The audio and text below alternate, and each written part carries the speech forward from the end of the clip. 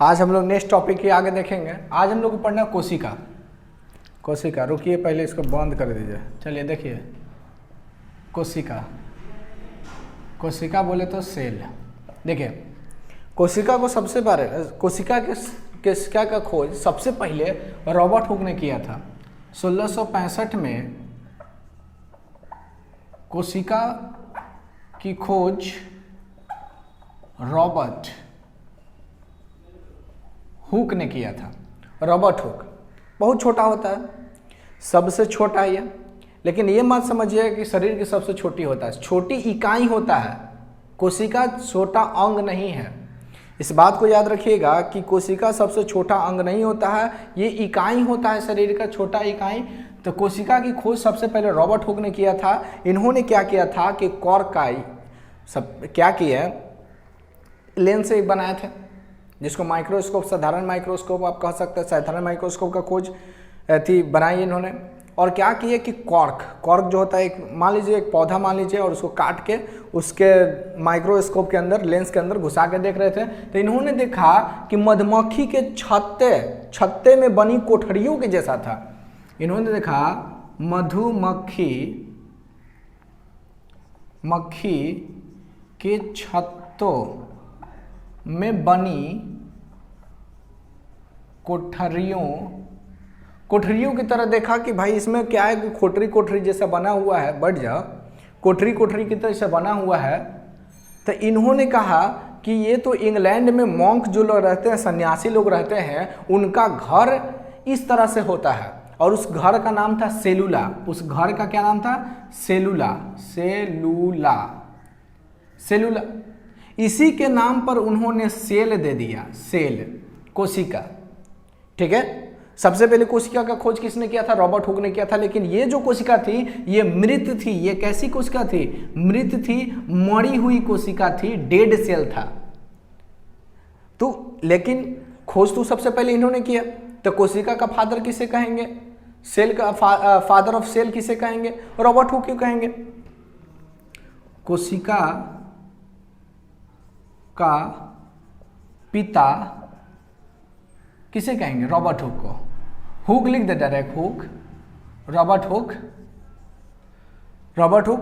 कोशिका का पिता किसे कहते हैं? रॉबर्ट हुक को कहते हैं। सबसे पहले इन्होंने खोजा था, इस कारण से इन्हें फादर ऑफ सेल कहा जाता है। लेकिन ये कोशिका कैसी थी? मरी हुई कोशिका थी। और ये जीवित कोशिका का अगर बात करेंगे तो 1674 में, ये कब हुआ था? देखिए 1665 में रॉबर्ट हुक ने कोशिका का खोज किया था। ये कैसी कोशिका थी? तो मरी हुई कोशिका था। फादर ऑफ सेल किसे कहते? तो रॉबर्ट हुक को कहा था। लेकिन जीवित कोशिका का खोज किसने किया था? ल्यूवेनहॉक ने किया था। स्क्रीनशॉट फटाफट लेते चलिए, एकदम भरोसा कीजिए, एकदम बायोलॉजी आपका इस तरह से बना देंगे कि बारूद की तरह छटकिएगा। ध्यान दीजिए। चलिए 1674 इंग्लिश में नहीं आ रहा था, हिंदी में देख लीजिए। 1674 में एंटोनी वॉन ल्यूवेनहॉक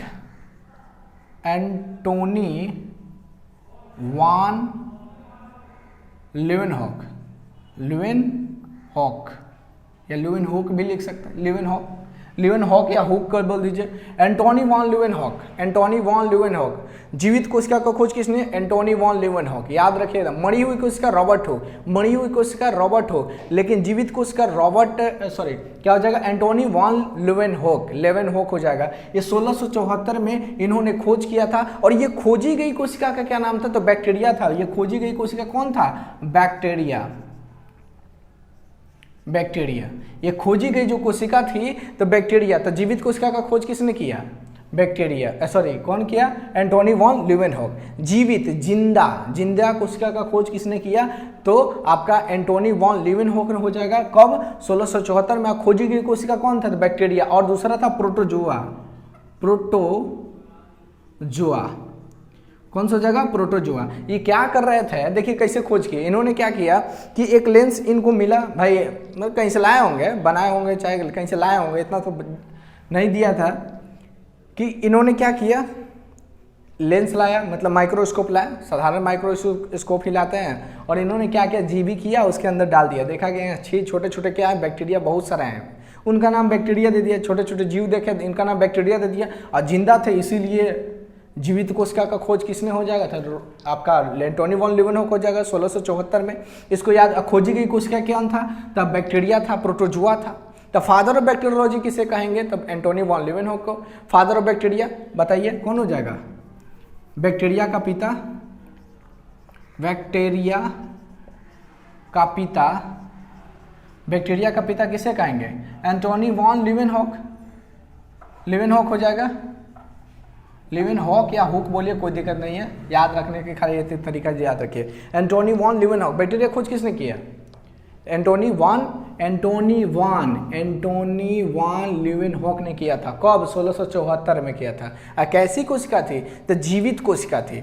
कोशिका की अगर बात करेंगे तो 2 प्रकार की कोशिका होता है। कितने प्रकार की कोशिका होता है, 2 प्रकार की कोशिका होता है। अगर हम यहाँ देखें 2 प्रकार की कोशिका होता है। एक होता है एक कोशिकीय, और दूसरा होता है बहुकोशिकीय। बहुकोशिकीय इसको बोलते हैं यूनिसेलुलर, इसको बोलते हैं मल्टीसेलुलर हो जाएगा।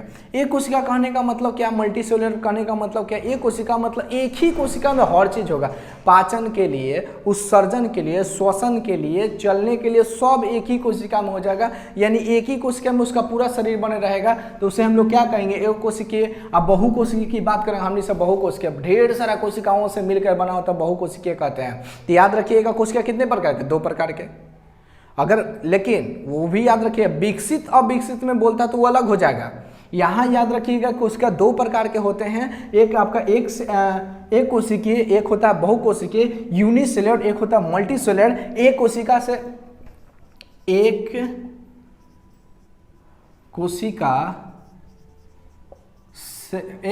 से बने या बनी जीव को एक कोशिकीय कहते हैं। अब बहुत सारी कोशिकाओं से, बहुत सारी कोशिकाओं से बनी या निर्मित जीव क्या कहलाएगा, बहुकोशिकीय। ढेर सारा रहेगा तो आप देखिए, ध्यान दीजिए, ये एक कोशिका, ये देखिए ना, एक कोशिका है, सिंगल है। लेकिन वही अगर बात करें ढेर सारा, इसमें हो जाएगा ढेर सारा, जैसे मनुष्य हो जाएगा। इसमें अगर बात करेंगे एक कोशिकीय में एग्जाम्पल लिखिए तो क्या हो जाएगा, बैक्टीरिया, पैरामीशियम। लेकिन इसमें याद रखिएगा पादप बोले तो प्लांट, पौधा, पेड़ पौधा। फिर हो जाएगा जंतु, या जानवर लिख दे क्या हम डायरेक्ट, जानवर, एनिमल। हम लोग भी एनिमल में आते हैं, ये मत समझिएगा कि हम लोग एनिमल में नहीं आते हैं, ठीक है। अंतर होता है सिर्फ बोलने का, शेर कहिए तो अच्छा है और कुत्ता कहिए तो अलग हो जाएगा, इसलिए याद रखिएगा, ठीक है। पादप और जानवर दोनों इसमें हो जाएगा। अगर कोशिकी की बात करेंगे तो इसकी संरचना अलग अलग होता है। इसका संरचना जो होता है अलग अलग होता है, इसका आकार अलग अलग होता है। देखिए स्क्रीनशॉट लेते जाइएगा, ऑफलाइन थोड़ी है कि तुरंत लिखवा दिए मिटा भी दिए तुरंत, ऑनलाइन है। थोड़ा सा पीछे करके स्क्रीनशॉट लेके याद कीजिए। देखिए कोशिका का आकार जो होता है, कोशिका का संख्या जो होता है ये जीव के आकार पर निर्भर करता है। कोशिका की संख्या जीव के आकार बोले तो साइज पर निर्भर करता है। अब कैसे निर्भर करता है तो दिमाग लगाइए। ये मान लीजिए कोई चूहा है, ये चूहा है, एगो कोई जानवर है, आदमी है, ये मान लीजिए आदमी है, ठीक है। ये मान लीजिए चूहा है, ये जानवर है, आदमी है, ये जानवर, इसको बार बार बोल रहे हैं, ये आदमी लिख देते हैं, आदमी, इसको हम लिख देते हैं चूहा। देखिए ड्राइंग बहुत अच्छा है। ये चूहा है, ये आदमी है। अब बताइए, ये तो बहुत छोटा होता है, ये बहुत छोटा है ना, ये बहुत बड़ा होता है, तो इसमें जो कोशिका होगा बहुत ज़्यादा और इसमें क्या होगा, बहुत कम होगा। तो कोशिका की संख्या जो होता है जीव के आकार पर निर्भर करता है। अब जैसे मान लीजिए हम सब पतला दुबला है, हम क्या पतला है, अब लिया है हाथी को, तो हाथी में क्या हो जाएगा, कोशिका की संख्या अधिक हो जाएगा। यानी सिंपल से याद रखिएगा, कोशिका का संख्या जो होता है जीव के आकार पर निर्भर करता है। अगर बहुत बड़ा जीव होगा तो ढेर सारा कोशिका होगा, बहुत छोटा होगा तो बहुत कम कोशिका होगा। ठीक है, एक चूहा का शरीर का देखेंगे तो इसका कोशिका संख्या इसमें बहुत कम होगा, और आदमी के देखेंगे तो इसमें कोशिका बहुत ज़्यादा होगा। आदमी और हाथी की बात करेंगे तो हाथी में क्या हो जाएगा, कोशिका की संख्या बहुत ज़्यादा हो जाएगा, और आदमी में कोशिका की संख्या कम हो जाएगा। इसको याद रखिएगा। कोशिका की संरचना जो होती है किसी किसी में बदलते रहता है। जैसे अगर हम बात करेंगे संरचना बदलने की, अगर बात करेंगे संरचना बदलने की बात करेंगे, कोशिका की संरचना देखिए पूरा लिख देते हैं। कोशिका की संरचना स्ट्रक्चर कुछ कोशिकाओं में बदलते, कुछ जीव में बदलता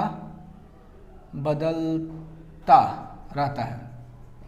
कोशिका की संरचना क्या होता है, बदलता रहता है। जैसे हमारे अगर WBC की बात करेंगे, WBC की बात करेंगे जिसे ल्यूकोसाइट कहते हैं, इसका भी आकार हमेशा बदलते रहता है। ठीक है, बैक्टीरिया की बात करेंगे, बैक्टीरिया का भी आकार बदलते रहता है। जैसे मान लीजिए बैक्टीरिया है ये या अमीबा, मान लीजिए अमीबा है, अमीबा की आकार भी क्या होता है, हमेशा बदलते रहता है।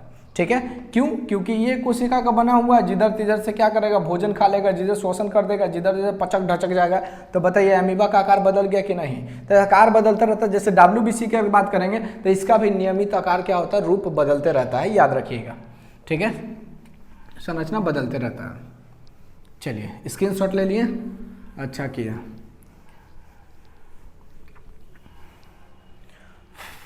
तो कोशिका की खोज तो हम बता दें कौन किया था, रॉबर्ट हुक ने किया था 1665 में। जीवित कोशिका का खोज किसने किया था, तो आपका एंटोनी वॉन लीeuwenhoek ने 1674 में किया था। इसके अंदर बहुत सारा चीज होता है। केंद्रक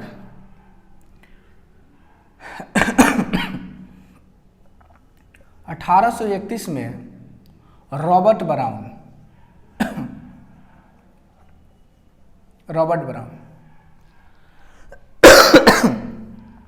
1831 में रॉबर्ट ब्राउन ने केंद्रक का खोज किया था। किसका, केंद्रक का, न्यूक्लियस का खोज 1831 में रॉबर्ट ब्राउन ने किया था। इन्होंने देखा कि कोशिका के अंदर कुछ गोल संरचना है, उसका नाम केंद्रक रख दिए।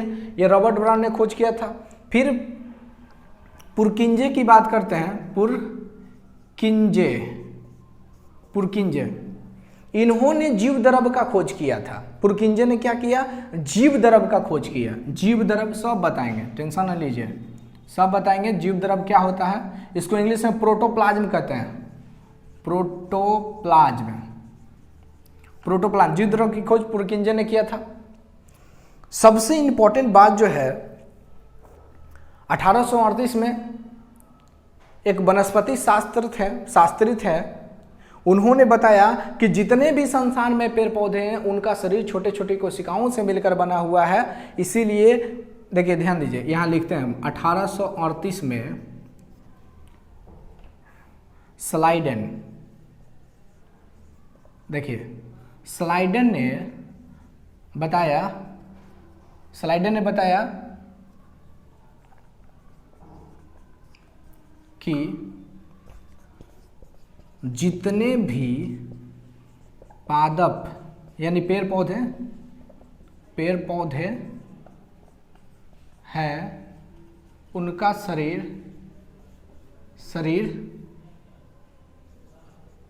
छोटे छोटे कोशिकाओं से मिलकर बना है। याद रखिएगा 1838 में स्लाइडर ने यह बताया कि जितने भी संसार में पेड़ पौधे हैं उनका शरीर छोटे छोटे कोशिकाओं से मिलकर बना है। लेकिन 1839 में एक और व्यक्ति आते हैं जिनका नाम है स्वान। 1839 में एक और व्यक्ति आते हैं स्वान। 1839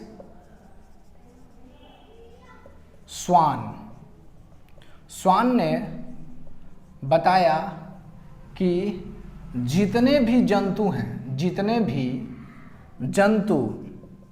जंतु हैं उनका शरीर छोटे छोटे कोशिकाओं का बना हुआ है। ठीक है, याद रखिएगा। 1839 में स्वान ने बताया कि जितने भी पृथ्वी पर जानवर, हम हो, आप हो, कोई भी चूहा बिलाई कुछ भी हो, वो सबका शरीर जो है छोटे छोटे कोशिकाओं से मिलकर बना है। अब 1838 और 1839 में ये दोनों व्यक्ति, स्लाइडन और स्वान ने, ये दोनों व्यक्ति जर्मनी के थे। दोनों ने क्या किया, मिला जुला कर एक मत दिया। दोनों ने मिला जुला कर एक मत दिया और उसको बोला गया कोशिका सिद्धांत। 1839 में ये दोनों जर्मन वैज्ञानिक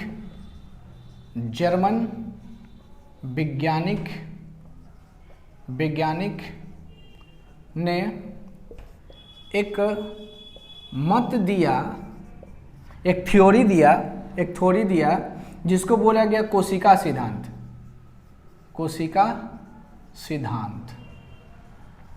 तो बताइए, कोशिका सिद्धांत का खोज किसने किया? स्लाइडेन एंड स्वान। कौन दिया था जी? स्लाइडेन एवं स्वान। याद रहेगा। कोशिका सबसे पहले बताया कि पेड़ पौधे का शरीर जो होता है छोटे छोटे कोशिकाओं से मिलकर बना है, ये स्लाइडेन बताया 1838 में। 1839 में स्वान ने बताया कि जितने भी पेड़ पौधे हैं उन सबका शरीर जो छोटे छोटे कोशिकाओं से मिलकर बना है। और ये दोनों वैज्ञानिक जर्मन के थे, जर्मनी के रहने वाले थे, और दोनों ने मिला जुला कर एक सिद्धांत दे दिया जिसको कोशिका सिद्धांत के नाम से जाना गया था। पूछा जाएगा सेल थ्योरी किसने दिया, तो Schleiden and Schwann. Cell theory किसने दिया? 2-4 बार बोलिएगा, सब याद हो जाएगा। सेल थ्योरी किसने दिया? स्लाइडेन एंड स्वान हो जाएगा। कब दिया? 1839 में। कहाँ के रहने वाले थे? जर्मनी के रहने वाले थे। याद रहेगा। कोशिका का खोज किसने किया? रॉबर्ट हुक ने किया। कब किया? 1665। जीवित कोशिका का खोज ल्यूवेनहोक ने किया 1674 में। ठीक है, वो खोजी गई कोशिका क्या थी? बैक्टीरिया थी। ठीक है, याद रखिएगा। जीव द्रव का खोज किसने किया था? पुरकेंजे। केंद्रक का खोज किसने? Robert brown. कब? 1831 में। 1831 में। ध्यान दीजिएगा, साधारण माइक्रोस्कोप की खोज से बहुत ज्यादा पढ़ा नहीं जा सका, लेकिन 1831 में 2 व्यक्ति आते हैं जिनका नाम है नॉल एवं रस्का। 1839 में 2 व्यक्ति आते हैं,